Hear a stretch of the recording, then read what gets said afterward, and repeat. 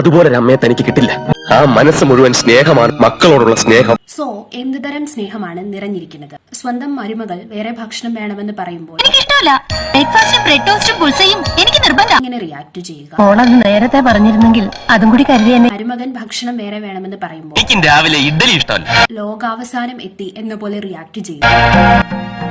മകളോട് മരുമകൾ ഡിസ്റെസ്പെക്ട്ഫുൾ ആയിട്ട് ബിഹേവ് ചെയ്യുകയും അവരുടെ ജോലികൾ ചെയ്യുകയും ചെയ്യുമ്പോൾ ആ ബെഡ്ഷീറ്റ് ഒക്കെ ഒന്ന് മാറ്റി ക്ലീൻ ചെയ്തിട്ട് റിയാക്ട് ചെയ്തപ്പോൾ ഒരു മുതലാളിച്ച് ഇറങ്ങിയിരിക്കണു. മകളോട് ഇങ്ങനെ പറയുക. എന്താ പെണ്ണേ, നിന്റെ ചേട്ടത്തിയോട് ഇപ്പോഴേ പോര് തുടങ്ങി? അവളോ? അങ്ങനെയൊന്നും വിളിക്കരുത്.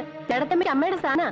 ലാസ്റ്റ് ബട്ട് നോട്ട് ലീസ്റ്റ്, അമ്മായി അമ്മയുടെ ഉപദ്രവം സഹിക്കാൻ വയ്യാതെ സ്വന്തം മകൾ വീട്ടിലേക്ക് തിരിച്ചു വന്നപ്പോൾ അവളോട് ഇങ്ങനെ പറയുക. ഇന്ന് തന്നെ മടങ്ങിപ്പോണം. സ്ത്രീക്ക് ഭൂമിയോളം ക്ഷമ വേണം, സഹനശക്തി വേണം. പുറമേയുള്ള മാനദണ്ഡങ്ങൾ മാത്രം നോക്കി വ്യക്തികൾക്ക് അളന്നും തൂകിയും റെസ്പെക്ട് കൊടുക്കുന്ന ഒരു വ്യക്തി അവരുടെ ഉള്ളിൽ സ്നേഹം നിറഞ്ഞിരിക്കുന്നു എന്ന് എങ്ങനെ അവകാശപ്പെടാൻ സാധിക്കും? ഒന്നും വേണ്ടാത്ത ആ അമ്മയെ എനിക്ക് തരുവോ?